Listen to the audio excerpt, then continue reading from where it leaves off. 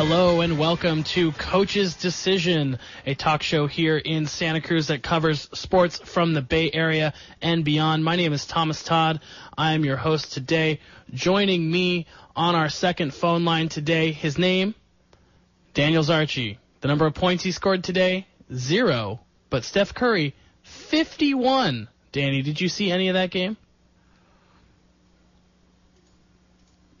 Danny, are you out there? All right, struggling to get Daniel Zarchi on the phone. He's probably still recovering from that Steph Curry performance. And Danny?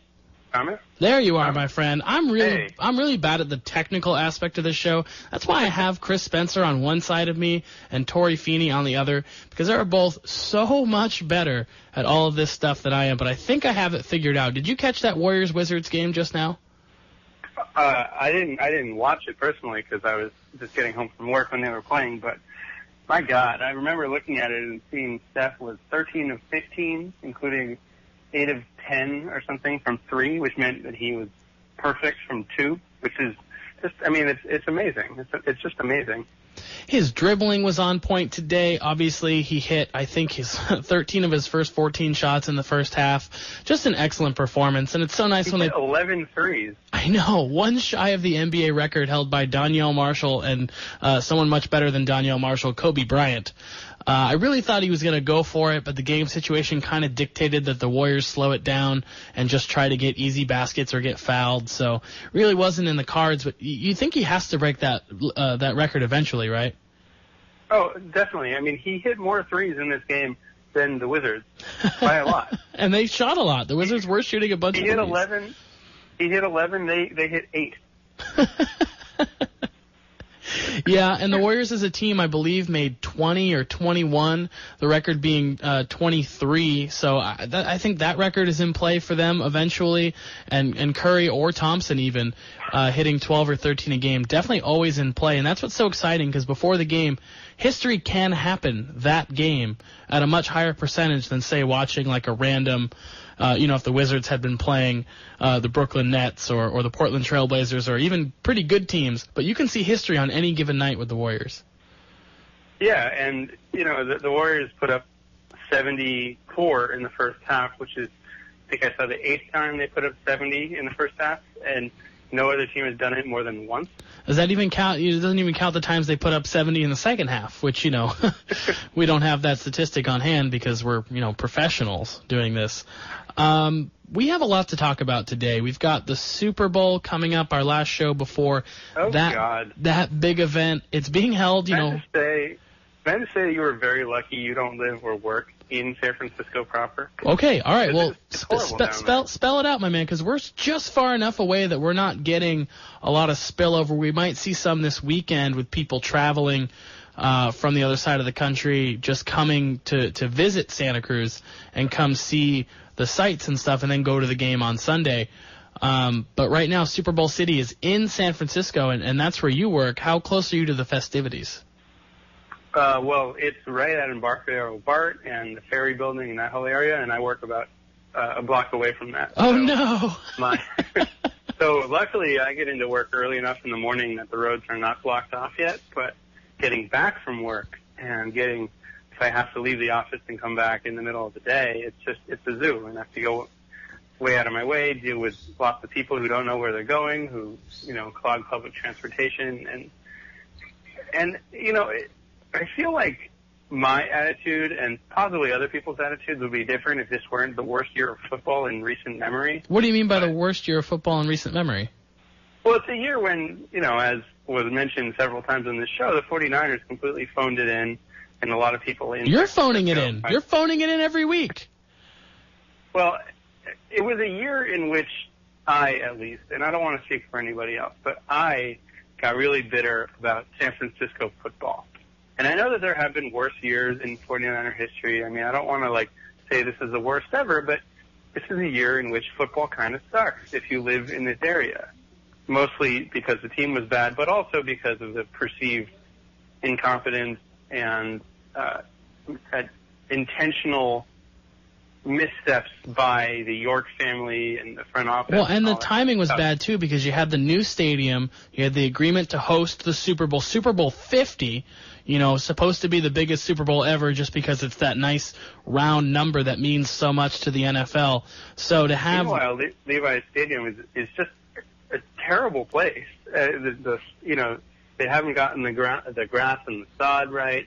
The field is just awful to play on. There's the issue with the red plastic seats that turn it, that basically bake everybody in the stadium. Who'd have thought that dark-colored seats would absorb heat? The world scientists got together and decided that would be okay. And every single game, with the parking situation and the traffic, every single game you see these reports at kickoff that there are 10,000 people waiting to get through security. And it's just all around, just poor execution.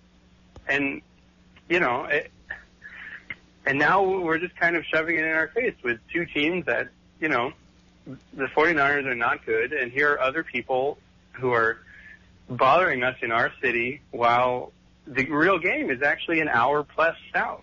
Go bother Santa Clara. Stay out of San Francisco. Well, see, that's another thing I wanted to bring up, that, nobody else in the country really knows or cares where Santa Clara is. And so they throw the Super Bowl city in San Francisco because that's the city, it's beautiful. It's got all the landscapes and the views and all the stuff to do. There's not a lot to do in Santa Clara that's not happening at Magic Mountain, or not Magic Mountain, whatever it's called, and Levi Stadium. So Great America. Yeah, to make these people travel, I mean, I guess it's kind of funny because we're not the ones who have to do it, but to make the media and the fans travel back and forth between San Francisco and Santa Clara, it's kind of funny. Yeah, and down one of the worst traffic corridors in the world. So it's great. And to just make it even better, and I know this isn't like cold compared to actually cold places, but it's been like in the 40s and 50s in the mornings with the wind chill and the rain. And so my bitter side is just really happy that this is like, it's miserable this week when everybody comes to visit San Francisco. Well, that's why I love living in Santa Cruz when it's sunny all week and then rains on the weekend. I love it. Or it's overcast on the weekend, so we get to enjoy the week and have the sunshine and have it be beautiful. And then when the tourists drop in, the clouds come too.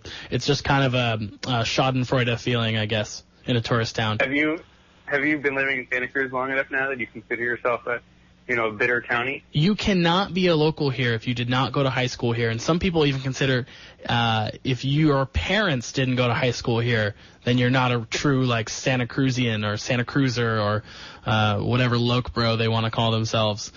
So I'm a live-in local, but I'm still a tranny at this point, having lived here for 11 years. I just want this game to be over. I want, I'm looking forward to the game itself. I'm excited about this game and excited about these two teams, but I want it to be over. I want it to go back to normal. Okay, well, we're going to preview the game in a little bit. We're going to bring on Producer Tory and do our last round of picks and do a little analysis of the actual game. Before we do, if you want to help us out, keep the show moving forward, charging into the future, you can go to our website, coachesdecision.ksco.com, and click through to our sponsors, fansedge.com and fanatics.com. They are both sports gear and merchandise websites. If you click through our website, they'll kick us back a little cash when you make a purchase. So once again, go to coachesdecision.ksco.com and click through to fanatics.com and fansedge.com. Save 20, 30, even 40% on your retail value of most sports items. They have everything. Type in your team, and they will just come up with hundreds and hundreds of items with that team's logo for you to wear, put on your desk, give as gifts to friends. Valentine's Day coming up. I know my significant other is a Warriors fan, so I'm going to go to fansedge.com and find some cool Warriors gear. You can go through, Danny, and find some nice Mariners gear for the future, the once and future Mrs. Archie. Please help us out. Once again, Coach's Decision, KSCO, and click through to our sponsors. Let's get into some stories because there are lots.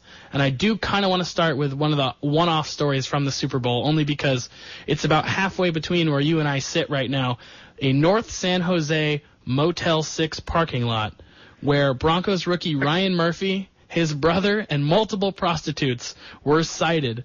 Ryan Murphy sent home by the Denver Broncos. Well, they want nothing to do with him right now as far as distractions go, especially from someone who doesn't really play.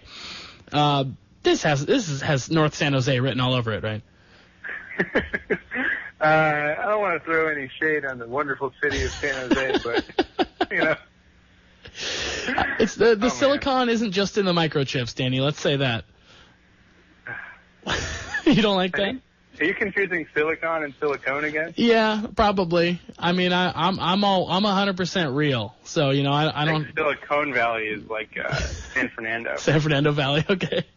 I just thought it was funny that it's a Motel 6 parking lot in North San Jose, and that's what we get for having the Super Bowl. We get to have these little one-off adventures from the one player who every year goes off book and like goes rogue. You're saying that Gary Kubiak turned the light off for him? You don't have to put on the red light. Is that what you're referencing? No, you know, Motel 6, they'll leave the light on unless you're there, you know. Tom Bodett did not leave the light on for Ryan Murphy. Gary Kubiak has extinguished it. I thought maybe they wouldn't have gotten caught if the light were not on, though. Yeah. Here's the lesson. Super Bowl week, watch yourself if you want to play in the game or at least get to stand on the sidelines. At least you didn't go full Barrett Robbins for the Raiders in 02-03. That would have been much worse. We can move on from that. I just wanted to mention that there are some rumors debuting this week. Picking up steam this week, I guess is a better way to put it, about Kevin Durant and the Golden State Warriors being the front runners to land KD. Wow. Yeah. Do you not buy it? Do you buy want Kevin Durant in Bay Area basketball? I mean, people whose opinions I value more than my own are... That does not sound like the Daniel Zarchi I know. Yeah, I just remember when the Warriors were talking about trying to get Dwight Howard, and it was like they would have had to, you know, probably trade away Barnes and Clay or something along those lines. Right, but that's not what's in the cards anymore. Now all you have to do is lose two of Bogut, Iggy, and Harrison Barnes, and that's not that bad if you're getting Kevin Durant in return. Well, I mean that's why I'm going with, you know, listening to other people's opinions here, is because I don't want to ruin what they have, which is, you know, this great system of selfless basketball and passing and chemistry and stuff like that. And one of the best things is that they have almost everybody coming back. Kevin Durant is succeeding on a team right now where he plays with a ball hog. He plays with a ball-dominant guard who has the ball way more than Steph Curry, way more than Klay Thompson, and uses up a lot more of the shot clock than either of those guys. Durant would slide in so nicely. He would be like the super-duper Maurice Spates, basically. Well, if that's what you think, I mean, if you think that he would kind of buy in, that he would be selfless, that he would, you know, play the type of basketball that makes them so successful, then great. I mean, I don't really see why they wouldn't. He's one of the best basketball players in the league. I mean, he's proven he's top five. Even coming back from this injury, he's back in the top five. He's scoring over 27 points a game, and it's climbing towards 30. Right, but he's not going to do that in Golden State. I mean, that's my only concern. Is obviously he's a fantastic player, and if they have a chance to get, you know, a generational talent, then do it. But my concern is if he's going to want the ball more than they're prepared to give it to him, if he's not going to buy in, if he's not going to fit. But that's those things that I'm not very good at determining, which is why I'm, you know, willing to concede on this issue that other people might know better than me. But just this one issue, I don't want you to get too excited. Yeah, well, where I fall on it is bring them over. You know, it will extend Golden State's championship window. It is very tough if Golden State wins the championship this year to say, hey, let's blow up a portion of our team to bring in another superstar. It's tough to say that. No team I can think of has really done that. But you have to try and get a third superstar, or a fourth superstar, I guess, if you want to count Green and Thompson both as stars or superstars. And I just think there's no way it couldn't work because all of those guys are willing passers. You know, the guy out of those four who passes the least is probably Klay Thompson, and he would be at least slightly relegated to a jump shooting role and focus more on his defense if Durant was in the game. So I'm really for it. I mean, I'm attached to Harrison Barnes. I'm attached to Andrew Bogut and Andre Iguodala, but I'm also attached to the Warriors playing in May and June, which has not been something that has happened very recently for Golden State. So I'm all in on them getting Kevin Durant, and I think it would really, really work out. Yeah, I mean, and to that extent, I'm really excited about it. That's why I love baseball, is because when they add a player, you can kind of assume that they're not really losing out on anybody else because, the salaries are fluid. It's just, in basketball, it's a matter of, the salary cap and only so many possessions. Well, and there's only one ball. In baseball, there's, you can just stand in left field and not bother anybody, take your turn in the lineup, and there's no chemistry to worry about. There's no clicking. There's no, getting into the flow of an offense or a defense. You can just throw Mike Trout in the game and he's going to win you baseball games because it's an individualistic sport. But you do have to worry about chemistry with basketball, and that's the one thing you would worry about, bringing in another guy who's so ball dominant. But I don't think it would be a problem. Let's move on. And this is where my basketball knowledge falters a little bit. But I mean, Barnes didn't sign this offseason because he's looking for more money than the Warriors want to give him. Yeah. But there's a max contract. And so next year, are we assuming that KD and Barnes are going to go for the same amount of money? Not necessarily. I've been working on my basketball contract knowledge. KD can earn more than Barnes because he is more of a veteran. Like, I think the longer you're in the league, the higher your max can be. There's certain thresholds that Barnes hasn't hit yet because he's only working on his second contract. I think KD, this will be his third contract, so I think he has a higher max. But they definitely don't want to give Harrison Barnes that much money. If they can get Kevin Durant, they'll just let him go. Yeah. Somebody will give him his max or close to his max because he is a quality player. But definitely you'd have to pay Durant more, and that's why you get rid of Barnes and maybe Iguodala, who's still a productive player, but definitely towards the twilight of his career, where Durant's not, he's still in his late prime years. So you want to keep that championship window open. And Curry's contract's real cheap. It's eventually not going to be cheap, and they'll have to figure it out after that. But at least extends the window a couple of years. Yeah. I mean, he'll be expensive as all heck. They're going to wish his ankle turned a couple more times over the last few years.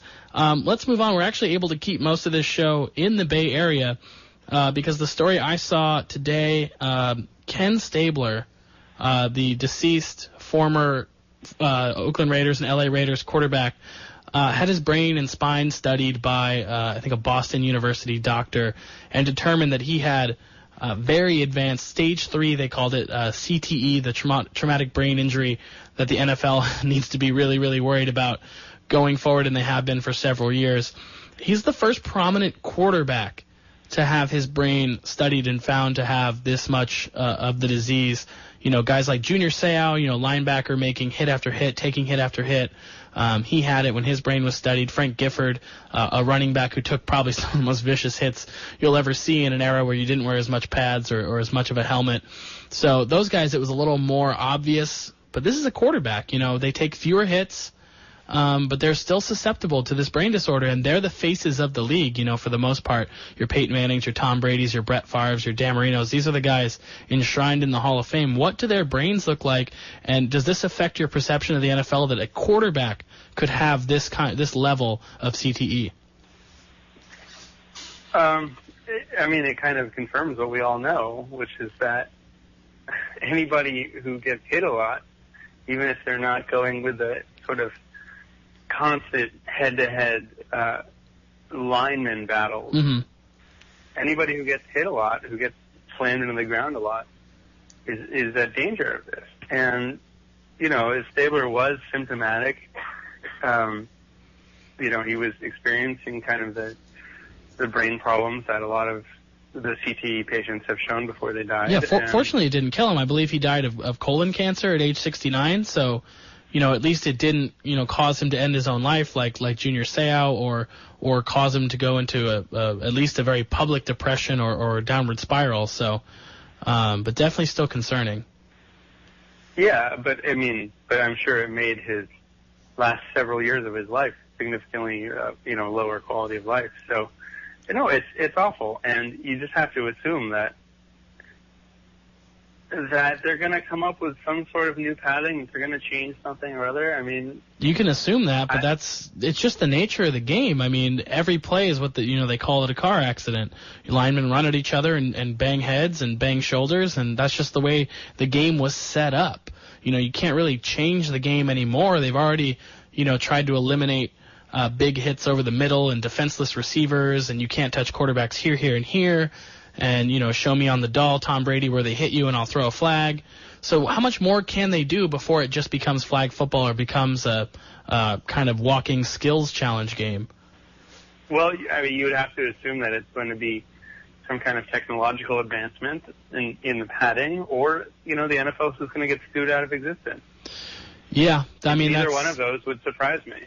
They're lucky to have very good lawyers because they're still a historically profitable company and a historically profitable sport. I mean, it's the most profitable sport in the country, and it's not even, the oldest game or the one even most associated with America. I know the NBA is rising internationally in a way that the NFL can't, but they still dominate their numbers. There are basketball teams that lose money in the NBA. There's not a football team that loses money. That's insane. Right, and until it actually starts affecting their bottom line, there's only so much that they're going to be forced to do. At this point, you have millions and millions of people who are going to tune into watch the Super Bowl, and you've got the companies willing to pay millions of dollars for ad time, and, this tiny little PR problem is not going to affect any of that. Yeah, I mean, we can see the gross of the concussion movie, and that didn't even cause any kind of uproar, or it was not even as much of a drop in the bucket as, say, Blackfish was for animal rights or SeaWorld or whatever that movie did for that issue. Concussion didn't do even that. It didn't mobilize anybody against football. Yeah, and you've also seen, this is part of a much bigger discussion, but you've seen the media kind of back off when they had their chance to really kind of expose all the problems. And concussion was bad, but it wasn't, it didn't really go as far as it probably could have. And it was kind of, did you see it? I didn't see the movie. I watched the trailer. We made all the tell the truth jokes, but you kind of get the picture. Yeah. Just read the book. Well, it was just not very good. And they kind of made it, it was all about fiction. It was fictionalized, obviously. But about a real doctor, but fictional football players. And a really fictional accent. And they kind of did it in just like a weird way. They made it so that basically every football player that you see at any point during the movie develops CTE and kills himself. Mm-hmm. And it's like, that's not true. That's just, now you just think, okay, like they've gone a little too far in their attempts to portray. It was too black and white for you? Yeah. So I think that they could do better. I think the public understanding needs to improve, but also it's going to take a lot before football actually does anything. Well, and you mentioned the media, and, the media can mobilize fans or at least mobilize themselves and rally against football, but at the same time, they're paid to cover it. The NFL is where a lot of media members' paychecks come from, whether they're local beat writers, whether they're, national writers like Bill Barnwell or any of the guys at NFL.com, but also even the pundits, guys who write columns. People want to read football content, and the more football content you put out, the more money a newspaper or a website makes and is able to pay more media members. It's such a large chunk of the media. We don't, on this show even, we don't do NBA picks, MLB picks, soccer picks. We do NFL picks because that's what the people want to hear, and it's the most fun to pick and to do. So it's really, the media is not going to mobilize against the NFL because it's their cash cow. That's where not just the league makes money, but it's where the media makes money. Not to mention that all these media companies want to preserve their access. Yeah, you can't criticize. Bill Simmons couldn't criticize Roger Goodell without getting fired because ESPN pays billions of dollars to air NFL games, to show highlights, to have these shows called NFL Live or NFL Insiders, and all these shows that they want to air. They can't have their media guys going against the grain and going against the NFL to try to take them down because there's money in their pockets. remember when our friend Andrew Baggerly was blacklisted from the Giants clubhouse for reporting that Melky Cabrera had failed a steroid test? Yeah. You have to be careful. They can control their own message. Right. Yeah. He did. But because he was so early with the news, the whole team stopped talking to him. Yeah. I mean, and people like Henry Schulman have come out and said, like, well, you need to get the stories done no matter what, and it's not about the media scrum, it's about investigating and having your relationships. But still, it's like when the whole team is like threatening to limit your access, that can be really, really hard and can convince people not to do certain stories. Right, and reporters get thrown out of entire organizations, like Josh Gross, who's a mixed martial arts writer, can't go to UFC events because Dana White banned him because back in the day he was revealing who was winning these Ultimate Fighter tournaments because they were pre-taping them and then airing them as like a 12, 13-week show. And the winners were way predetermined like any reality show, and he was just breaking the story because he's a reporter, and that's what reporters do. They break truth. But you have to be careful what you break, and you have to be careful what you do. You don't want to get ESPN does not want to get their writers thrown out of NFL press conferences or have coaches not talk to them or have I guess Roger Goodell's never available to talk to anybody, so that's not a thing. But we're right because the money goes back and forth both ways between the NFL and ESPN, and they're all just taking our money and sharing it with each other. So why would they ever try to bring each other down? I bet Roger Goodell is available to talk to Peter King. Yeah, I bet you he is. I bet you they've sat down many times, and Peter King is a better football writer with that kind of access, and he's able to go on Pardon the Interruption or write a column or do this and that for his own websites and make money, make his living based on the fact that he gets access to Roger Goodell and he gets access to any NFL player he wants at a given moment, and they'll live with that. Well, this has been fun. I know. The NFL's so tough. It makes everyone feel really uncomfortable. It makes these conversations really serious. We like having fun conversations on this show, and I can't wait to talk about Cam Newton's pants or, the read option with Jonathan Stewart and can Ted Ginn win the MVP of this game? Luke Kuechly, will he run back a pick six? I want to talk about all these things because those are fun, but the NFL just has so many serious issues to deal with that we have to talk about them because they're in the back of your mind every time you're watching a game. What we could talk about are the best names from National Signing Day. Oh, what are those? Do you have a list? I don't have any of them. I do. Go for it. This is taken from Yahoo Sports, so thanks to them for compiling this list. Do you have some NFL players' names you like? I like Barkevious Mingo, DeBrickashaw Ferguson. Mingo. So, yeah, those are all great. You just took the two best ones. Yeah, sorry. HaHa Clinton Dix is pretty good. Do you know HaHa Clinton Dix's real first name? Oh, it's like Hashan. Hashan, yeah. H-A''Sean. It's freaking great. Noshawn is an all-time best name. Noshawn Marino. Actually, what's really funny about him is he went to Georgia, and when he graduated or got drafted, I can't remember which, I never do, the guy who took over for him was a running back named Wayshawn Ely. So it went from Noshawn to Wayshawn. So no way. Yeah, no way, Sean. So here's the name. I'm going to grade him on a scale of 1 to 10. One being Matt Smith and 10 being Barkevious Mingo. Okay, so I'll tell you their position in the college first. So this is a running back for Texas. Okay. His name is Lil Jordan Humphrey. Ooh, is that a hyphenated first name? It's Lil apostrophe. Oh, Jordan Lil. Humphrey. I heard Will. Lil Jordan. That's good. Lil Jordan. I like that. It's like there's a miniature version of him running around, or there's just a much bigger version of him that no one's seen yet.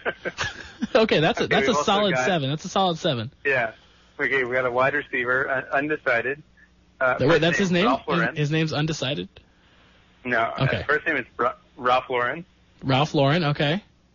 McCauley. Ralph Lauren McCauley. His nickname, according to his own website, is Polo. That's a 3. I don't like that. That's just ripping straight off a label. That's not creative. Okay, a quarterback for Michigan State, your team. Mm-hmm. Messiah DeWeaver. DeWeaver? Yeah, lowercase D-E, capital W-E-A-V-E-R. I like the duh.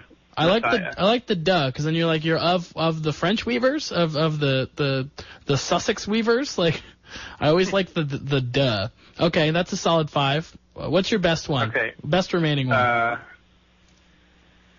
Well, let's see. This is a guy we know. Oh, no. Or not a guy we know, but he has the last name we know is Isaiah Loudermilk. We know a Loudermilk. We do know a Loudermilk. Is this guy about 5'7" and a great bass player? Well, he's a defensive end, so I kind of doubt it. Okay. All right. Give me one more, and then we got to move on. Okay, there are some pretty catchy ones, but my favorite is the wide receiver at UMass, and his name is Infinite Tucker. That would be a great like tranny name or like a stage name for a for a cross-dressing act. Infinite He could Tucker. go all the way. Oh, I mean, I guess Finite Tucker wouldn't have been very good, so the Infinite, it has to be pretty good. Okay, we're going to break for a second and read an ad. Then we're going to bring on Producer Tory for some football analysis and our final picks. But first, let me tell you about 99 Bottles here in downtown Santa Cruz. I guess not here. We're on the east side right now. But if you go downtown and you want drinks or dining, 99 Bottles is your place to go. It is on Walnut Street, or Walnut Avenue, I suppose, between Pacific and Cedar Street. It's a great stretch of downtown, right in the heart of downtown Santa Cruz. They have a full bar, tons and tons of beer. Every beer you can imagine, you can sample. Thomas? At least 99. But it's over that. I think it's at least like 110, maybe even more than that. They have so many drafts, so many bottles, very knowledgeable staff. The food's delicious. They will play sports on the TVs, so you're covered. Everything's covered. They have a little mini patio. You can go sit and watch people stroll by. It's a really, really nice place. That's Walnut Avenue between Pacific and Cedar Street in downtown Santa Cruz. Thank you to 99 Bottles for your sponsorship. We're going to bring on Producer Tory onto our show. And we have some music, some production value for you. Good God. I did not know about this song, but it's a great song. The Kinks? You told me about this. Victoria. How did you not know there's a song with your name in it? Because, true story, my dad wanted to name me Sarah after the Starship song. Oh, that's a good song, too. But how many kids born in 1985 were named Sarah? A lot. All of them, I guess. How many Victorias? Yeah. How many Torys do you run into? Not many. This is a phenomenal song. We're going to get to the chorus, then we're going to move on. Oh, my God. Yeah, that's what this show is. The show should be more musical. Hey, guys, I don't know if our audience can hear this because I can. All right, Chris, thank you so much, my man. Chris Spencer behind the boards. We're going to have a nice little snippet of that song to play every time you come on the show. God. Danny, pipe down while the music's playing, my friend. I love you, Danny. All right, Tory's here. It's time for football analysis. We're not going to get into our pick until the very end. We've got about 10 minutes of analysis to do. I have some questions for both of you. Let's start with the fashion. What was up with Cam Newton's pantaloons? Why can I see the man's ankles? Why are they so tight? Do they not make large hammer pants anymore? He wants to show off the fact that he doesn't have cankles. Who He's thinks he has proud cankles? of his beautiful ankles. Danny, as a man with cankles, let's throw it to you. No, Danny doesn't have cankles. He's very beautiful hairy legs. What do you think of Cam Newton's fashion? Did you buy any of his merchandise based on his look? I don't think Cam Newton and I would really look good in the same clothing. You're both about 6'5", both about 260. You guys should be able to have the same closet. No, I mean, I could go out there and wear it. I mean, wasn't there a revelation that some of his clothing was actually women's? Like that poofy hat he had was a women's hat? I mean, what does that mean anymore? You go in the store, it's there. You know, there's not always a ladies and a men's section. Sometimes there's just a stylish section. I don't know any of this. I don't shop. So, okay, we can get past the fashion and get into some real football. So the analysis I've been brewing with all week, and it's tough when you have these 2 weeks, because my immediate reaction was, wow, the Denver Broncos are going to have their hands full with Cam Newton. The way he played against Arizona and the way he played basically the whole season, I don't know what defense would stop him. I don't know if it's the 85 Bears, the 2000 Ravens, the 02 Bucks. I can't really dream up a defense that says they hold Cam Newton to under 20 points or they hold Cam Newton to under 24 points. And I'm not willing to move from that. I didn't let this 2 weeks slowly eat away at me and say, okay, now the Broncos are in this game. But Danny, try to make a case for me to say the Broncos will be in this game in the fourth quarter. The Broncos defense is really good, and every time you disrespect them, they end up making you look silly. Do you not think that the balanced attack of Carolina will be able to at least keep them on their heels a little bit? Because that's where I stand, is that the Broncos will actually have to read and react way more than any of the teams that they played against so far in the AFC playoffs. You know, the Kansas City Chiefs were down to Lord knows who at running back. You know, the Patriots were down to James, I'm going to run fly patterns White. And they haven't seen a good back. They haven't seen a good rushing attack yet, and that's exactly what Carolina has in that dual-threat rushing attack. Do you think that Jonathan Stewart really makes a difference here, though? I mean, okay. So Jonathan Stewart is what? How many running backs in the league are better than Jonathan Stewart? Would you say 10, 12? I mean, less than that? I don't know. Maybe an average running back. Okay, so 15th. Where would you put Sharkandrick West? Where would you put James White? 40th, 50th, 60th? Well, no. I think that they're surprisingly better than we think. I mean, I think the main thing is that it's not necessarily the quality of the back. It's the whole scheme of who the running back of the offensive line and how much they rely on it and how much of a passing game they use as a threat to offset it. You know, there are plenty of situations where a team just, you know, had a really potent offense and then went up against the Broncos and completely fizzled out. I mean, you saw that against the Patriots. You saw that against a lot of people that Denver played. And I think, you know, you can look at some of Denver's wins or most of Denver's wins and say that they were fluky, but the result is that this defense really steps up when it matters. And I don't think you can look at Jonathan Stewart and say that, well, he's a guy, or he's an element that all these teams lack. Because before those teams faced the Broncos, we thought they were some of the best offenses in the league. Yeah, but we knew they couldn't run the ball. And, Tory, you own Jonathan Stewart on your fantasy team. Where'd you finish? I was first. He carried your team. He's consistent. He may not be elite, but he's consistent. Yeah. And sometimes Producer Tory's fantasy fantasy team to the Super Bowl. Straight from Tory's fantasy team to the Super Bowl. I had him all season. Yeah. And it's not just Jonathan Stewart because it's Cam, too. You know, the man had 10 rushing touchdowns. He rushed for more touchdowns than Peyton Manning threw this season. And I guess Manning is the guy we have to talk about next. I'll start with Tory. Is this Peyton Manning's last game?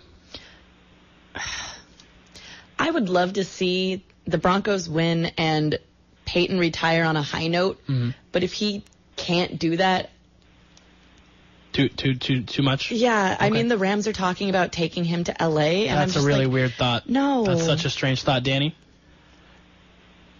I think he's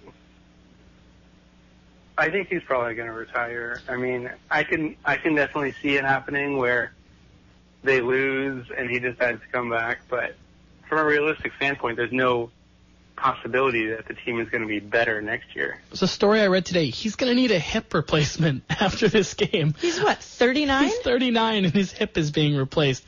That's terrible. Imagine. Everyone I know who's had a hip replacement was significantly more active after they got it replaced than with the faulty hip they had beforehand. So you never know. I mean, we might have a bionic Manning like 4 or 5, 10 years from now. The $6 million Manning. That might be your best joke on this show, Danny. That was so good. Thank you. I think it's his last game. I think him being upset about the cameras overhearing what he said to Belichick means it's his time. He's going to probably string us along for a while. Not as much as Brett Favre painfully stretched us along and actually turned my fandom of Brett Favre into a semi-hatred just because he wouldn't go away, even when the game kept telling him, Brett, go away. So here's my question. Okay. Is that I've always had a pretty easy time finding that one washed-up veteran, and one washed-up future Hall of Fame veteran who just won't retire, and as a result is dragging down his whole team. Mm-hmm. It was very easy for me to transfer all of that hatred from Derek Jeter directly to Kobe, but now they're both going to be gone. I want to see the next guy. Yeah, I want to see your historic list, like who holds the championship belt of like that annoying veteran that annoys Danny into not liking them. And yeah, I totally see what you mean about Jeter. Jeter had it for like 5 years there, so. Yeah, he was fading pretty hard, especially defensively when they would all, oh my goodness, Derek Jeter with the jump throw from the hole. And it's like, yeah, but the 6 balls that rolled right by him before because he couldn't get there anymore, nobody talks about those. So we're going to have to make a historical line and see who you have there. One more question before we get to our pick. Is this Cam Newton's league going forward? Tom Brady's on his last couple of seasons and definitely isn't the face of the league anymore, and Cam Newton's in every commercial. Do you think he's the face of the NFL going forward, even if he doesn't win the Super Bowl, Danny? I mean, I would say yes from a popular standpoint, but you've still got all these people who hate him, for quote-unquote non-racist reasons. Quote-unquote, yeah. Yeah. You're a lawyer, Danny. You can take the quotes out. all this, not all that subtle below the surface racism. Does any of the it's hard to know if a proud black man could ever be the face of the league. Does the celebrating get to you at all? Because it doesn't bother me. I don't care. No, I only and this is also kind of growing up a baseball fan. I only dislike celebrating when it's at somebody else's expense. Like taunting, hovering over a down player. Taunting, if you're showing up a player by doing a thing, then sure. Sure, that kind of gets me. But if you're, if it's a high energy game, if you're Jose Bautista who throws his bat purely out of his own elation and not because he wanted to make the pitcher feel bad. Or at Roger Clemens. Then I'm all for it. And especially when you deal with the hypocrisy of people who don't like it when Cam does his Superman thing, but have no problem with Aaron Rodgers doing the discount double check or Rob Gronkowski, spiking the ball, or Jimmy Graham, dunking the ball, dunking it over. Well, I was going to say that, but he's probably done scoring touchdowns. Oh man, I want to see the ball explode one time. Or any other player doing the Lambeau leap or all these stupid things. I mean. Or Tebowing. I mean, come on. Oh, God, Tebowing. To be fair, Lambeau Leap invented by a black man, Lambeau Leap. I think Leroy Butler invented that one. But, yeah, no, I totally get your point, especially with Rodgers and Gronk. I want the ball to explode when Gronk throws that on the ground. And I always think it's going to just blow up. Yeah, he's only getting stronger. It would if it had more air in it. Yeah. Bazinga. Or J.J. Watt scoring touchdowns now. I worry about the ball in his hands just popping. Well, and you have other players saying things. You can't even lift up a slice of pizza anymore. J.J. Watt saying, what's wrong with a man who wants to celebrate? And Peyton Manning saying, I don't dance like Cam Newton because I don't score like Cam Newton. Yeah, and also no one wants to see you dance, Peyton Manning. Nobody on the planet wants to see you shimmy. He'll need his hip replaced even faster. Yeah, maybe a line dance or something. He's from, a country music. Everyone loves a good jazz square. That's true. I don't know what that is, but we're going to move on. Danny, stay on the line because we're going to do Tory topics. Producer Tory. Actually, NFL picks. Oh, we got to make our picks. Danny. We haven't made our pick. Oh, man, I got so distracted by this celebration. Tori's going to celebrate early because are you going to win? It depends. If Danny and I pick the same team. Yeah. Okay, so wait, who should I'll pick first because I'm in dead last. I'm going to take Panthers -6 with all the confidence of a third grader asking a girl to the Sadie Hawkins dance because I've been so horrible all season that's where I'm at. But I'm going to take the Panthers, and then I guess Danny's in second, so I guess I let him pick next. No, I'm in first. He's in first now. So Tori, you pick next. What are you going with? And No, I should pick because otherwise if Tori goes first, I can just pick the same. Yeah, that's what I was going to say. If Danny and I have the same pick, I'm forced to take a stand, and we can kind of assume that Tori's going to go the other way. This is our first foray into NFL picks. Next year, much tighter. We're going to have all of this down. We're going to have Cassius, who's out there, Cassius Greneau. We're going to have him help us out with picks next year. I really want him involved in this. Maybe we'll get enough contributors we can have a fantasy team. We'll talk about that, too. So go ahead. Make your pick, Danny. Yeah, I'm about as confident as you, and I was... Did you get asked to the Sadie Hawkins dance? I was 100% sure I was taking the Panthers, and then I looked at it, and I saw 6, and it just doesn't feel right. I'm taking the Broncos. They could make the line high enough, huh? They made it high enough. They made it high enough. Okay, Danny is locked in. Broncos +6. I guess that means I have to take Carolina. Killer Cam. What Funny would thing is, you have taken? I had it in my notes that I was saying I say the Panthers take it but don't cover. Oh. Interesting. You were thinking like a 27-24. DeMarcus Ware and Von Miller, man. I know. I don't think they're going to be. They're going to be effective, but they're not going to be Tom Brady Cam effective. Newton Just can saying. pass, throw, and run the ball. He's hard to defend. Passing and throwing is the same thing. Well, I mean... Actually, Cam Newton passes the ball. Peyton Manning throws it. He can throw overhand or underhand. Or sidearm.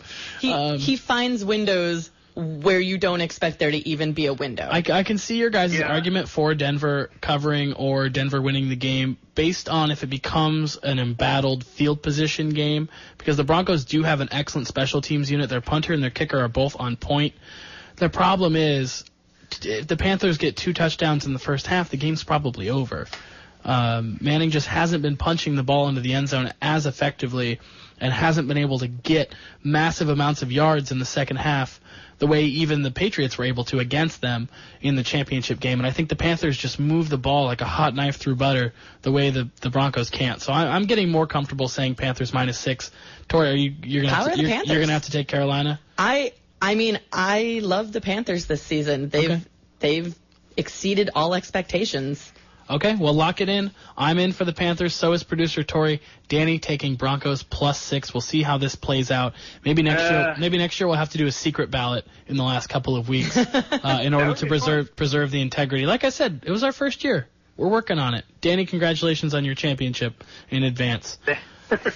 Thank you. All right, Tory. At least I'll take number 2, at the very least. Take a number 2 anytime you like, Danny. All right. Just, you're on the phone. You can do it. All right, Tory, blow through a couple topics for us. Some fun, light stuff. We got in that NFL garbage earlier, so let's keep it light. Reporter asks LeBron if he is the Cam Newton of the NBA. LeBron says, I'm the LeBron of the NBA. What a stupid question. That person should be fired. To quote our coworker, Jamie Redmond, that person should be fired. Cam Newton is going to win his first ever MVP. He's appearing in his first ever championship. How can he be the LeBron James of anything? LeBron James made 4 straight finals, was the best player on the planet for 7 or 8 straight years. There's no way they should even be in the same breath right now. Thomas Todd is currently foaming at the mouth with rage. Just because they're tall and built and the same colored skin? Like, I don't understand what the purpose of that is. Why even compare the two? I have 2 questions for you. Please. Who is the LeBron of the NFL, and who is the Cam Newton of the NBA? The LeBron James of the NFL is Tom Brady. Look at all those championship appearances. Look at the titles. Look at the way they compose themselves. Look at how much of a leader they are. Look how much they throw their teams on their back. Over a long period of time, Cam Newton's only done this 1 season. And as far as Brady has a better hairline, though. And as far as who's the Cam Newton of the NBA right now, it's Steph Curry. Cam Newton might be the best player in the NFL, but he hasn't have those marketable baby faces. And they're fans of each other. Steph Curry's a big Panthers fan, but Steph's been the best player in the NBA for going on 2 seasons. And you can maybe say the same for Cam, who has passed Brady maybe as a quality of player, but hasn't had the run that LeBron has had over the course of his career. So that person, I don't know their name, they should be fired. Another person who should be fired. No, go ahead, Danny. Finish your point. Well, there's a prop bet that I want to get your responses to. Which is, what will Steph Curry be wearing at the Super Bowl? Riley Curry's onesie. The options are a Cam Newton jersey, a custom Panthers jersey, any other jersey, or none of the above. Plain clothes. That's a tough one. Where would you lean? I'm probably going to go Cam Newton jersey. I'd go Cam. I like the Curry. I like the customized Curry jersey. As long as it's Curry 30. Yeah, of course. I mean, they're self-promoters. What if he's wearing Dell's Charlotte jersey? That'd be cool. That'd be rad. Oh, that'd be so slick. Goosebumps. All right, Tori, next story. As far as reporters that should continue to be fired. Continue to be fired. Someone talks to Kobe about scoring 38 points, and Kobe says, "You've seen me for 20 damn years. What do you expect?" I mean, we didn't expect him to score 38. I'm so happy for the people who bought tickets to that game and got to go to the Staples Center and watch their hero, their icon, score 38 points. But get out, Kobe Bryant. Get out of here. You're on Danny's list. You made Danny's list. All right. Britton Colquitt forced to buy Super Bowl ticket for his 2-week-old daughter. The ticket was $1,800. What? You can't sit on somebody's lap? Nope. Every single person, whether they are a child sitting on a parent's lap, has to have a ticket, even when their dad is an NFL player. Is this a fire code thing, Danny? Is this legal? I wasn't listening, sorry. Moving on, then. All right, moving on. Mike Trout wants to grow up and be a meteorologist. Legal advice. Okay, Mike Trout, what was that? Mike Trout wants to be a meteorologist. We've discussed this before. Mm-hmm. Yeah. But it gets better. Back in January, the Weather Channel had Trout do a guest report on the blizzardous conditions in his hometown of Millville, New Jersey, which is just precious. It's very precious. He got to be a guest meteorologist. Just keep hitting balls to the moon. Don't worry about the weather. He's also a really interesting guy because there aren't many baseball players that come out of New Jersey. You know, he got under-scouted as a high school good comes player. Out of Jersey. No, I know, The Sopranos maybe. But he got under-scouted, and Danny knows this because he played in New Jersey. You know, California and Florida and Texas are just